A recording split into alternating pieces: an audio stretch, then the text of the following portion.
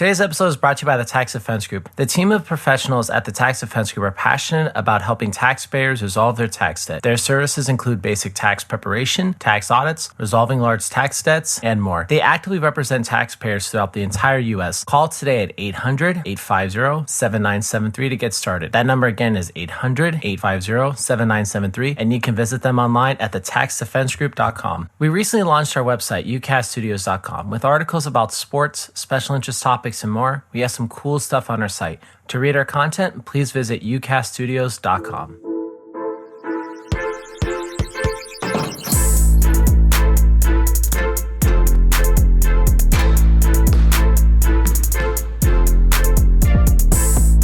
Hi, welcome to the Great Western Podcast. This is Marcus, and today I'm joined by Jonny Arnett with the YouTube channel of the same name, and a new guest today, Joshua.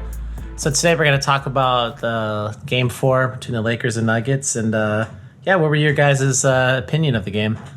To start, I thought the Lakers came out with better energy in Game 3. I thought they addressed their issues from Game 3, getting more offensive rebounds, attacking the offensive glass, and getting those second chance points. And I think that was a big difference in Game 4 than what happened in Game 3.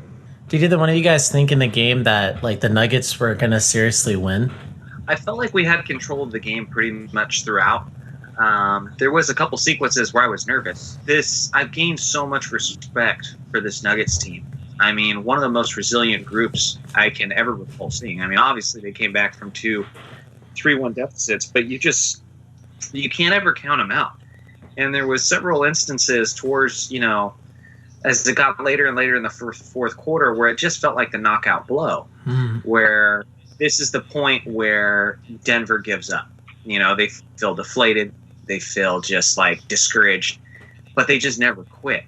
And they make a big play, and then a big and one, and then a big turnover, and then so just an incredibly resilient group. So once it got within 3 points, I'm like, oh my gosh, we might actually blow this thing. I had considered it. I felt pretty good most of the way, but man, they were making me at least pretty nervous throughout. They're an incredibly resilient team, and honestly, I don't know. I feel pretty safe to say that they're the best young team in the NBA. Do you guys think that that's a fair assessment, or? Off the top of my head, I would think so, because Jamal Murray. How old is Jamal Murray? He's 22, 23, something like that. 23, and then Jokic is really young too, and they just have a bunch of a young supporting cast too, and so their future is extremely bright. I mean, we kind of knew that already. Jamal Murray and Jokic both have that it factor, that clutch factor, man. It's crazy that these guys are as young as they are, and they already play like seasoned veterans. And they weren't making many mistakes down the stretch too. We've seen a lot of mistakes throughout this playoffs where guys have been making a lot of boneheaded plays or turnovers down the stretch, but we weren't really seeing it much between the Lakers and Nuggets, which, I kind of expect to a certain extent with the Lakers, with as many veterans as we've got on the team. But with the Nuggets in particularly, that's just good coaching and really impressive on their end. Yeah, no, I 100% agree with that. Well, Joshua, who would you say who would be the closest contender to the Nuggets for best young team in the league? Best young team in the league, besides the Nuggets, one team that I've watched, and they are still pretty young, probably the Dallas Mavericks. Doncic and Porzingis is still pretty young. I think they got a lot of young talent on that team. In the East, though, I would say I think the Atlanta Hawks. I think that, placed in the draft with Trae Young and Clint Capella, I think they have a lot of young talent as well, but I think it's the Nuggets, and then it's a step down before you get to the next team. I totally agree with that. I think that, because even for the Mavericks, it's I don't know, out of those four players that you just, that were listed, between Porzingis and Doncic versus Jokic and Murray, I kind of feel like Porzingis is kind of the worst of the four. And I also think that he's pretty much, maxed out his talent. I think he's a very good player, but I don't know. I just think he's worse than the three, and I also think that he's probably reached his pinnacle. Yeah, I think we've seen the best from Porzingis, but I think there's still more to Murray and Jokic that we may have not seen, that we're getting glimpses of right now. One thing I was thinking about during this game, and this is something, Jonny, you and I have talked about, but just, the whole idea about Jokic being the best big man in the game, meaning that he's better than Anthony Davis. And I started thinking, I'm like, well, if you switch teams, like just all things being equal, you switch Davis for Jokic in this series. How do you think the series would go if it was Jokic and LeBron and Davis on that Nuggets team? Do you guys think it would be the same results, or do you think it would be different? I mean, it's really hard to say because I tell you what, the passing on that Lakers team would be insane. If you've got Jokic and LeBron being able to find all those shooters around the perimeter, and even Rondo too, the facilitating would be absolutely crazy. But a lot of time for us, we just need to go out there and get a bucket. Davis is able to do that for us. And we run a lot of stuff with him through the post and just kind of let him go to work. And so I don't think either team would honestly be as good. I just feel like the way they naturally fit with each other. I think LeBron kind of already works as kind of the facilitator and the guy with the court vision. That really what they need from a guy like Davis is just, hey, if the offense breaks down, we just need a guy to go out there and get a bucket. That's what he's for. And so he really does that for the Lakers. But both guys are elite, and so you swap them and flip them. I mean, those guys can seamlessly, fit into most offenses because they're so skilled and talented all around. I mean, I think that you're right, and I'm not saying that the Lakers with Jokic would be like a bad team. I just feel like, I don't know. I honestly just feel like this playoffs has really shown kind of the world and even myself that. I don't know, Anthony Davis. I honestly think this series, I think he's been the best player of both teams. I honestly do. I just look at him and it's just like, dude, this dude's bringing it on defense. He's just and the way that he scores too is just incredible. I mean, just the fadeaway jumpers and 3-pointers. It's like, I don't know. I think Jokic is a really great player, but I don't know. I just feel like Davis has been the best player of this series, in my opinion. Well, even Charles Barkley said that if the Lakers get to the NBA Finals, they were interviewing at one point, he said, LeBron's great, but if the Lakers get to the NBA Finals, it's because of Anthony Davis. And it was really interesting and pretty cool, actually, to hear him say that, because we've talked about how, we've talked about how AD's kind of gone a little bit underappreciated in a sense, just because he naturally plays under LeBron's shadow. And so for somebody like Charles Barkley to say something that really shouldn't be considered bold, but I think it is, because that's just not the mainstream narrative that you hear a lot of the time. I mean, with all of the, analysts like the Shannon Sharps and the Skip Baylesses and, Nick Wrights and all that, everybody just wants to make everything about LeBron each and every single day.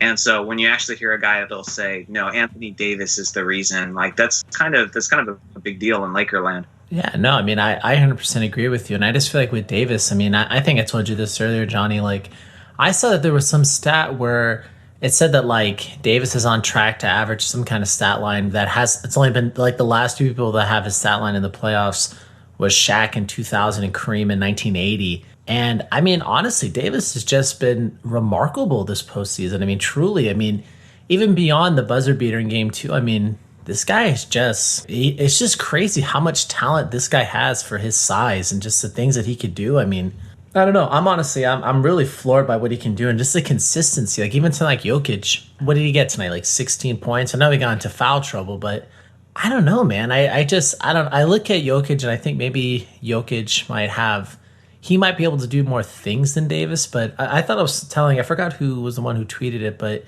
it was either Damian Lillard or somebody that kind of high stature. They said that Davis is the best scorer in the game. Did you guys see that tweet or that interview? Joshua, do you know what I'm talking about? Did you see who said that?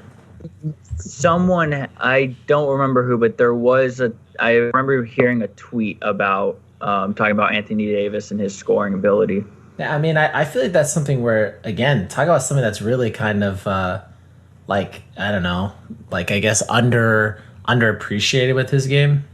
It's just this the whole scoring aspect. I'm trying to see who the heck said this. Are you afraid of now the Lakers being up 3-1? Does that mean anything, or? And not at all. I think Denver is a great team, but me personally, I'm not worried at all. I think the Lakers are a completely different team than the Clippers are, and a completely different team than the Jazz are.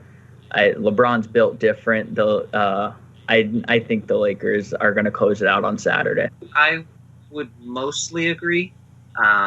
I don't want to say that I'm not worried at all, just because And like I feel like both fan bases were saying that when they were up 3-1 that we're not worried at all, and we saw what happened. So I definitely want to approach it a little bit more humbly personally, but I feel comfortable for the same reasons that Josh just said. I mean, LeBron James knows what it's like to come back from 3-1.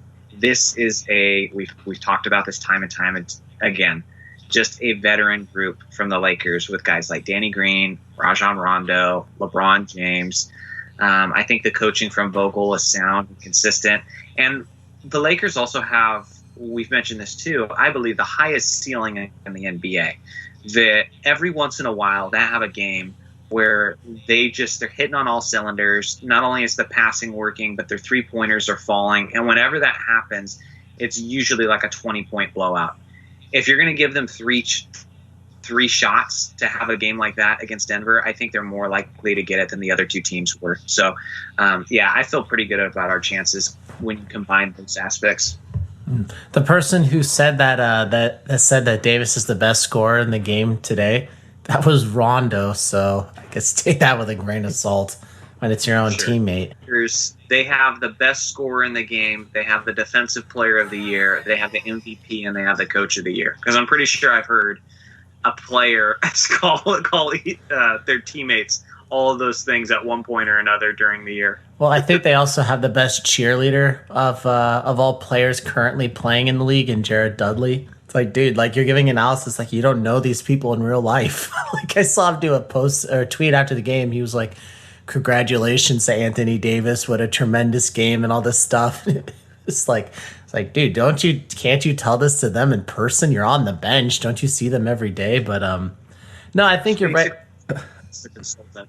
Yeah, I don't know. I agree with you, Josh. Where it's like in my mind's telling me it's like, okay, like I definitely believe that the Lakers like are better than the Nuggets, if for no other reason than the fact that half the Lakers teams have, or half the players on the Lakers have won titles, and I just think we're more talented. We have the two better players. But with that said, like I also, Johnny, I kind of see your point, man. Like I would go into Game 5, and I think this is probably where a lot of the other teams, like the Jazz or the Clippers, probably why they lost to the Nuggets, is that they kind of thought, okay, we're playing with house money here.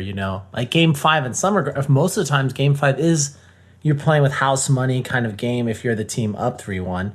Because you think, okay, what has only been like 14 times in NBA history where the team up 3-1 is lost. So you're thinking, okay, most of the times you win. And even if you lose Game 5, you might think, okay, well, we're still up. We're still up 3-2. But I'm not going to be very happy if in Game 5 the Lakers come out with no energy and they just say, okay, we'll get them next time. I don't expect that at all. I was actually about to make the complete opposite point, though. I think because of my prediction is because of it being a 3-1 deficit and the fact that this could be the third straight series where the Nuggets would come back from that, like the Lakers should sense the urgency. Yeah. And obviously with their backs against the wall, you're going to get Denver's best shot. They're going to be hyped for this game. They're going to play with a sense of desperation. They're going to put it all out on the floor. But I think that the Lakers are going to be ready for that too. I kind of see this as a statement game.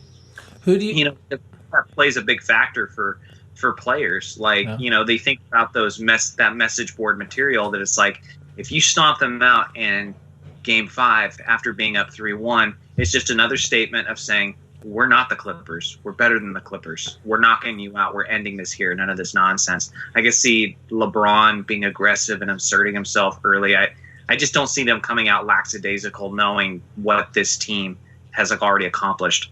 In your guys' opinion, do you feel like I kind of thought this playoffs, I kind of thought we were seeing LeBron kind of like conserving his energy, not necessarily, quote, taking it easy, but just not playing 110% of what he can give. I feel like over the last couple games, I've started to worry that it's not that, like, I don't think that he's playing hard. It's just that I'm beginning to kind of worry that maybe he doesn't have that final form anymore. And I know Johnny and you and I, we've talked about that before. Like, and Josh, I'm not sure how much of a Dragon Ball Z fan you are, but like the Frieza final form, 100% max power form. Like, I know Johnny and I, we've joked about that. We're like, oh, well, LeBron still has this in his back pocket and he can pull out and just look amazing. I'm beginning to kind of think, I'm like, maybe that level doesn't exist anymore. I mean, am I being a little too pessimistic about LeBron, or do you guys think no, he maybe is kind of conserving himself a little bit more for like when he absolutely needs it? I think he's still got it. It's back there if he needs it because he hasn't needed it. LeBron has always busted it out when he needed it. When I think of the perfect example of final form LeBron, it's game 1 of the 2017 or 2018 NBA Finals, where he basically had like a 50 point triple. Yeah, it was 2018 where he went Super Saiyan. Yeah, and he controlled the game in every aspect. His decision making was on cue. He was clutch, and that was the thing about the George Hill missed free throws and the J.R. Smith goof where he didn't know how much time was on the clock. That was the thing that was so crazy about that, is you thought LeBron was playing so well that if he just gets that ball out to LeBron on the perimeter, he's going to knock that shot down. And so I feel like that's final form LeBron, but I still think he has it because every time we've seen that from LeBron, he basically busts it out when he absolutely has to. You know, when he has to play extra minutes, when he has to give 100% energy, like when they were down 3-1, when he's going up against the overpowered Warriors, you know, in situations against the Spurs. And so, you know, this game in particular, like they have the lead in the series. It feels like they're in control of the game throughout. So honestly, I could see a situation where we win the championship. LeBron might still have that in his pocket, but because he still has Anthony Davis, who is significantly younger than him, and because they're so talented all around, he might not even have to bust it out. I mean, honestly, it's at this point they're so heavily favored. They might even just cruise to the title. I might not be giving Miami enough credit.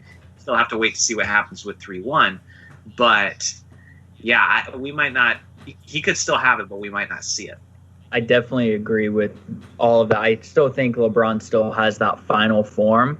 I think when we see it most is when he really gets at it on the defensive end. Like tonight in the fourth quarter, he said, I'm taking on Jamal Murray one-on-one. No one else is guarding him. I'm not switching off of him. I'm going to take him, and I'm going to make it as hard as it can for him to score.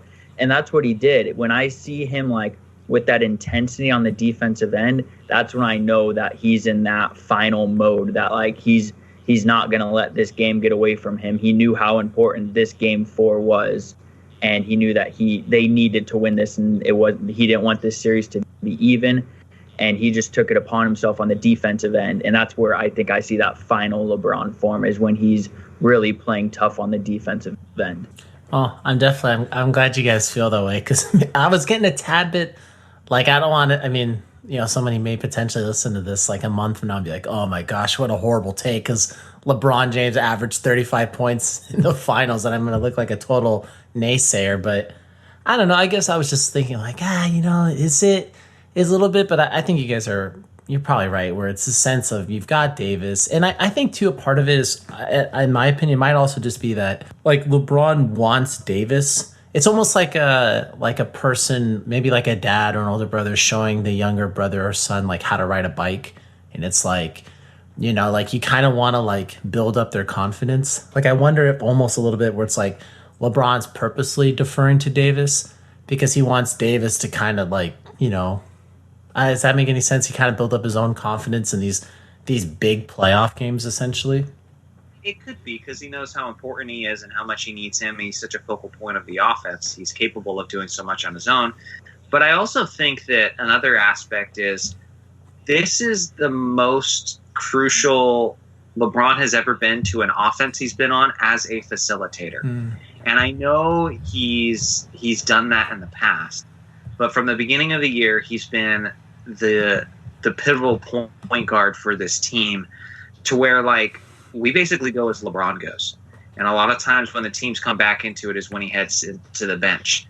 And so if LeBron was to take it to that final form in the sense that he's going to be more aggressive offensively and look to score on his own, in a way he's kind of hijacking the offense the way they've played it up to that point, you know, because for the most part, they just rely on him to get the offense going of the team as a whole. And so I think this year in particularly, we just see him being aggressive less just because that's not really what's being asked of him with the way this team plays and the way we're structured. Today's episode is also brought to you by Writer Junkie. Are you thinking about starting a business or a side hustle? Writer Junkie offers website development, content writing, and SEO services for businesses. Call Writer Junkie today at 805-587-7966, and you can visit them online at writerjunkie.com. We'd also like to thank the Tax Defense Group for being a sponsor. So you said earlier, Johnny, you mentioned something about teams being the most favored to win the title right now, right? I saw this statistic from 538. And this is going to blow you away. But out of the 4 teams left, I want you guys to guess which team they give these odds to. So according to 538, this team has 63% chance of winning the title. Second place is 17%, third place 11%, and fourth place 10%. Which team do you think is 63%? According to 538, that has a 63% chance of winning the title. I'll let you go, Josh, because I actually know the answer to this. I'm assuming it's the Lakers, but I'm guessing it's not going to be, but I'm going to go with Lakers. They give it to the Heat. This was before the game tonight. So they did this when the Lakers were only up 2-1, but after the Heat were already up 3-1. They said according to 538, they give the Heat a 63% chance of winning the title.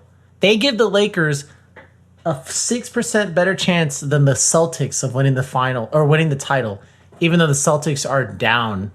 Yeah, I mean, I kind of get it to a certain extent because it's like at the time being 2-1 with the Nuggets, there's still a chance that the Nuggets end up beating us, so that drops the odds a little bit. I mean, you never know what can happen. Miami's sitting right upon the cusp of the finals, not to mention they look good. I mean, they look good. I mean, they're functioning well as a team. This might be one of those like 2004 Pistons going up against the team that's expected to win, where it's like you got to look out for them because they function so well as a unit. But yeah, at the same time, it's like you got to give the Lakers a little bit more percent than that, right? So like I understand it to an extent. I mean, like if it's the Lakers and the Heat in the finals, if the Lakers have a 55% chance of winning, let's say that's what most odds makers give it, because the Lakers have a 55% chance, or even like a 52% chance. I could see where they're coming from. 538 to say this. I mean, I don't want to go into a rant about 538, but dude, I'll just say that their best days are certainly behind them. In regards to doing forecasting, their forecasting is horrible. Like they should be embarrassed. Like I think they give the Lakers. I think they thought the Lakers were only going to win like 45 games this last season before the season started. It's like what? Like I don't know. To say that they don't like the Lakers, I think would be an understatement. Well, that percentage nearly dropped to a very minuscule percentage for a moment there in that game. When Anthony Davis went down and he looked like he was right, that was scary. I mean, I don't know how you guys feel, but I was getting 2015 LeBron James on the Cavs vibes all over again, where I'm going, oh gosh, this is going to be LeBron having to score like 36 points a game in the finals, and they'll probably give Jimmy Butler the finals MVP because of how he contained LeBron in the finals. Yeah. No, honestly, when Davis fell, I was watching it at a restaurant, and Josh, I'm pretty sure you've probably been to this restaurant. Dude, when that happened, everyone was like gasping. I was praying. I was like, oh my gosh, you got to be kidding me. And then thank God he just kind of got up, and that was it. He was okay. I was like, oh, well, perfect. Because Anthony Davis is kind of a baby. That could also be. He gets hurt all the time. It was literally like 2 plays before that where like, oh, he just got hit in the sternum, and he like overreacted to such an extent. And I'm like, dude, maybe at the worst you got like a bruise on your sternum. Like that wasn't that bad. And then the next thing you know, he's just like wailing on the ground. I don't know. That's a little bit strong. But the dude, we were talked about that earlier in the year. It's like he's always tweaking something, or he's always falling over and hurt and all that. If LeBron was on the floor doing that, yeah, I would be freaking out because I'd be like, this is not normal of LeBron to just be writhing and playing on the floor. But with Anthony Davis, I was like, yeah, he'll probably walk it off.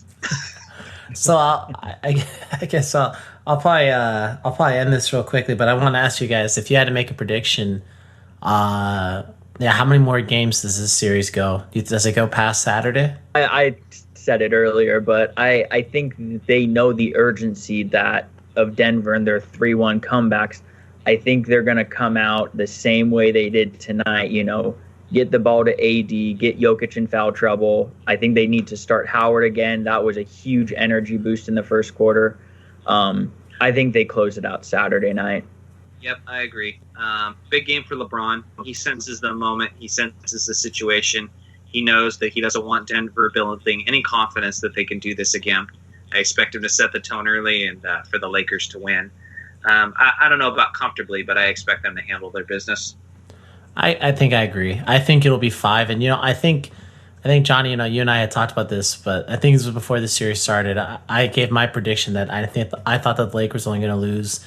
I said 3, but then I was like, maybe even 2. Like, I kind of thought that the Lakers would only lose maybe up to 3 more games this playoffs, assuming they got to the finals, like once they met with the Nuggets. And I'm kind of sticking to that. I mean, who knows? I might be eating my words, but I saw even Nick Wright. He said something about how he thinks this Lakers team is going to go 5-5-5-5.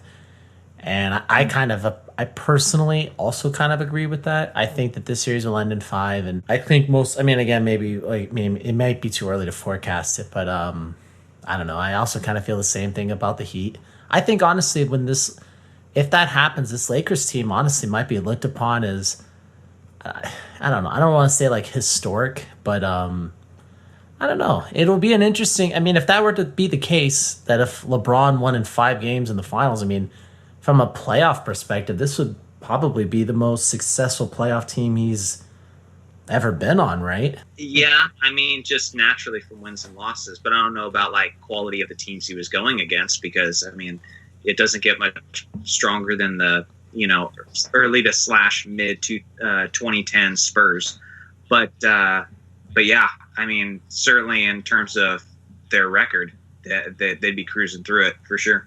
All right, guys. Well, thanks for coming on. I appreciate your time, and hopefully we'll be celebrating a finals berth in a couple days. Thanks, Marcus. Appreciate it. Thank you, Marcus. No problem. I'll talk to you guys later.